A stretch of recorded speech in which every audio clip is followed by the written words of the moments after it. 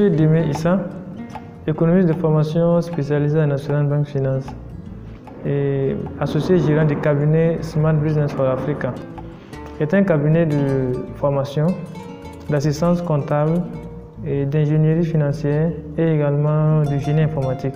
Nous faisons du développement d'applications, de sites web. Je suis également coach formateur professionnel certifié. Être coach, c'est d'abord être le mécanicien de l'identité humaine. Parce que tel qu'une voiture, tel qu'un portable, tel qu'un ordinateur qui a besoin de maintenance, l'être humain aussi a besoin de maintenance. Et nous, en tant que coach, nous sommes donnés cette mission d'être les mécaniciens de l'identité humaine. Être mécanicien de l'identité humaine, ça veut dire aider toute personne ayant des difficultés dans la société de pouvoir se retrouver par elle-même. Nous n'utilisons pas non seulement de la chirurgie, de la médecine pour pouvoir soigner une personne, mais nous amenons la personne à découvrir elle-même ses propres potentialités. En tant que coach, je fais de la formation et le coaching. Voilà. Par ailleurs, je suis également écrivain avec un livre officiellement publié dénommé Les secrets de la prospérité entrepreneuriale.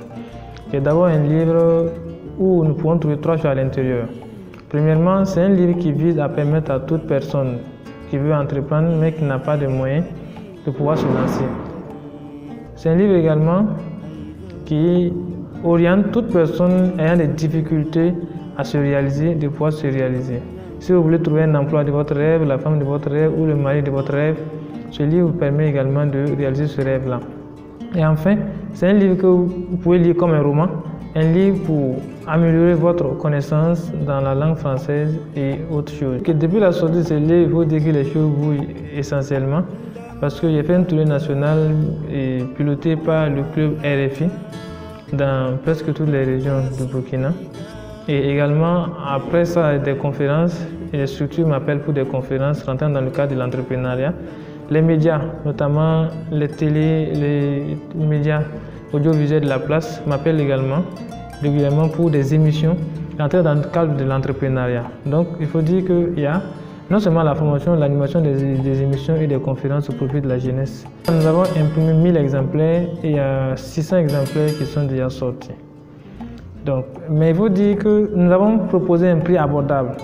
Parce que l'objectif d'abord c'était de permettre aux jeunes de pouvoir se retrouver, d'apporter une solution quant à l'entrepreneuriat, quant au problème des jeunes. Donc nous avons mis ça à un prix abordable, notamment 3000 francs dès la sortie pour permettre aux gens de bénéficier de ça facilement. Et nous sommes à 600 exemplaires aujourd'hui. En tant que formateur, j'aborde beaucoup. L'avantage c'est que je suis économiste de formation et aussi je fais du développement personnel. Et le métier de coaching aussi vient m'ajouter une autre casquette.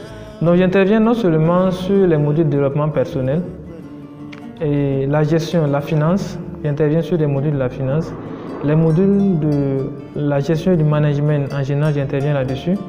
J'interviens également dans la formation des secrétaires, non seulement au niveau des entreprises privées, au niveau des services étatiques, et également des logiciels.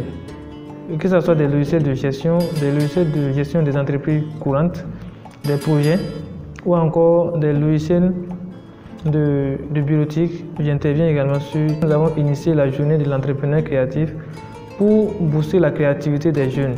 Parce que la créativité est un don que Dieu nous a fait. Tout ce qui reste, c'est de réveiller sur cette créativité-là. Et nous visons à travers ces journées d'amener les jeunes à prendre conscience de leur esprit de créativité. Pour la 3e édition, nous avons évoqué le développement personnel qui est évoqué de façon générale aujourd'hui. Parce qu'un pays, pour se développer, il faut mettre en place des jeunes qui rêvent et qui croient à leurs rêves. Et tant que nous n'allons pas amener les gens à rêver, nous allons former des gens, quel qu'en soit le domaine, même la réforme de l'éducation. On peut réformer l'éducation, amener des gens dans des métiers, mais tant qu'on ne dit pas aux gens qu'ils sont capables de produire des biens pour vendre à l'extérieur, au monde entier, nous allons toujours produire des chômeurs. Également, il y a la vie de couple et les affaires que nous avons évoquées parce qu'aujourd'hui, il y a la difficulté de concilier notamment la vie de couple et les affaires, surtout au niveau des jeunes. Il y a également l'indépendance financière et la liberté financière parce que les gens ont des difficultés également de gérer leurs finances. Donc, nous avons évoqué des thèmes là-dessus. Et enfin, il y a l'entrepreneuriat en général que nous avons évoqué, plus les thématiques de la créativité. Donc chaque année, on essaie d'ajouter quelque chose en fonction de l'environnement, en fonction du besoin.